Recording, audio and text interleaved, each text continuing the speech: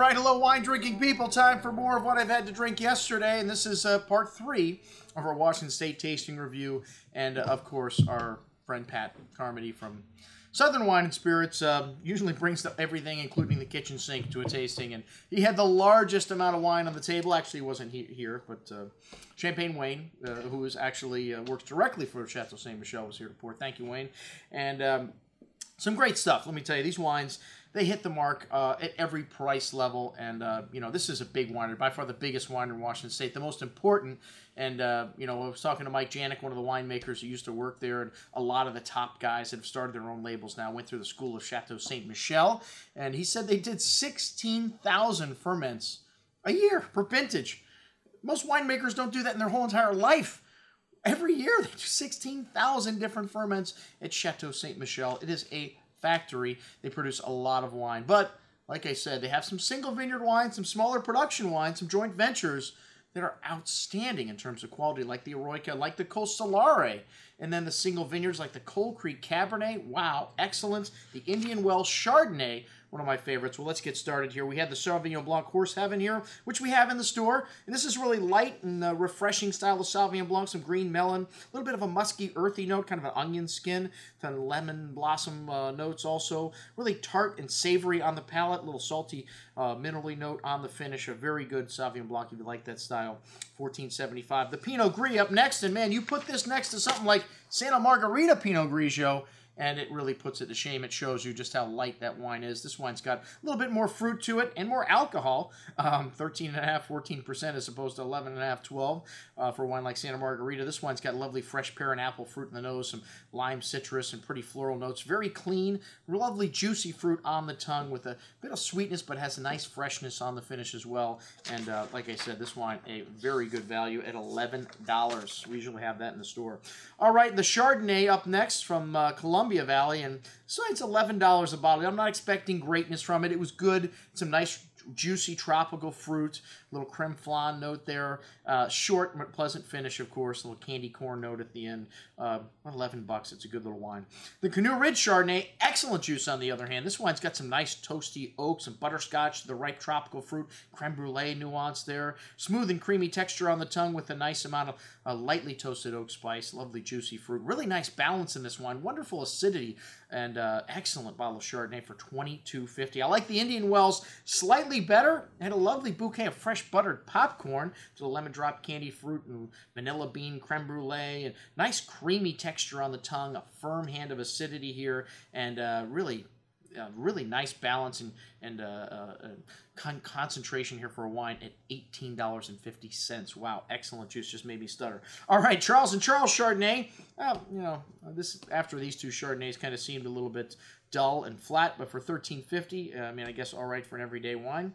The Chateau, I don't know how that snuck in there between all the Chateau Ste. Michelle wines. Anyways, the Eroica, which is Dr. Lucen and Chateau Ste. Michelle's joint venture. This wine's a lovely little Riesling here, which has got some lovely white peach and lime citrus fruit notes of whetstone, a little light petrol note in there, sweet tart fruit on the tongue with that lovely zesty mouth-watering lime citrus, cleaning up that residual sugar, notes of salt and ginger spice there. A very good little Riesling at $21.50, unappreciated. Charles & Charles sneaking in again to our Chateau Ste. Michelle lineup. How did that happen, Wayne? I don't know.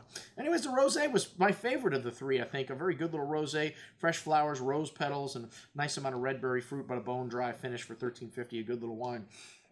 All right, back to Chateau Ste. Michelle, the Merlot and the Cabernet Columbia Valley. You know, these wines fairly light, but had some nice berry fruit. The Merlot, plum, and cherry, notes of milk chocolate, really smooth and silky. Merlot doesn't have quite the tan as Cabernet does, but it's some nice freshness. The Cabernet had some nice currant and plum fruit also, some tobacco spice, really juicy fruit, riper, rounder tannins, a little bigger wine, and it should be some notes of tobacco and dark cocoa. Both of them very good for $17, though, under 20 bucks.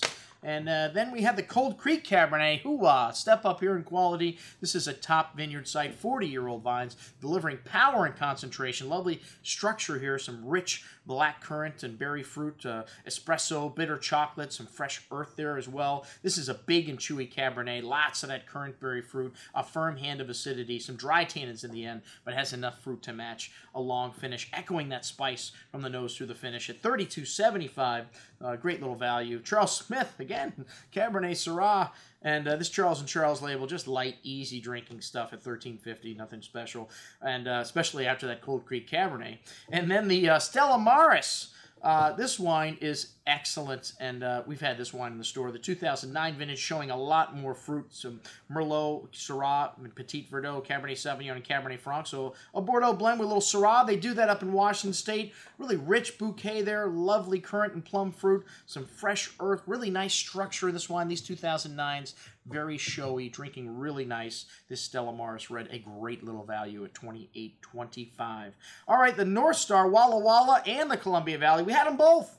And the Walla Walla, to me, is just a little more rich and a little denser than the Columbia Valley, but both of these wines showing nicely, and they both have a little Cabernet, a little Petit Verdot in the blend. For my money, I like the Walla Walla, but for the price difference, over $10 more, I might take the Columbia Valley. Lovely chocolatey notes to the finish, really nice balance in that wine, and nice length. The North Star makes one of the better Merlots. One of the only wineries in the world dedicated to making Merlot and Merlot blends, other than the guys in Saint Emilion and Pomerol, of course. All right, Col Solare. This is a joint venture between Chateau Ste. Michelle and Antinori, and this wine, the 2008, man, we have sold a ton of this wine. What a great little iconic wine. It's going to be 100% estate bottle as of the 11 vintage. It's going from 10,000 cases to 1,000 case and all Red Mountain juice eventually. This has got some Red Mountain juice in it, but it's got some other juice. And this wine has got a decadent aroma of cassis, dark berry fruit, a host of spice, earth, dark cocoa, some of that typical Red Mountain earthiness you get. But like I said, they're still sourcing some fruit from areas outside of that. Big and chewy on the tongue. This 2008 vintage showing a little bit of evolution, but still very young. A lot of nice primary fruit. Some silky, really smooth and silky texture to this wine, though, and a long finish. This wine, it's got a lovely concentration and richness. It's going to be around for a while. Most excellent juice at $49. The regular price, $75. We still have a great price on that. That's what we had to drink with our folks from Chateau Ste. Michelle. Did I say and Charles & Charles? I'm your host, Andrew Lamposoni, signing off for the Wine Watch, saying, remember, always drink the good stuff first.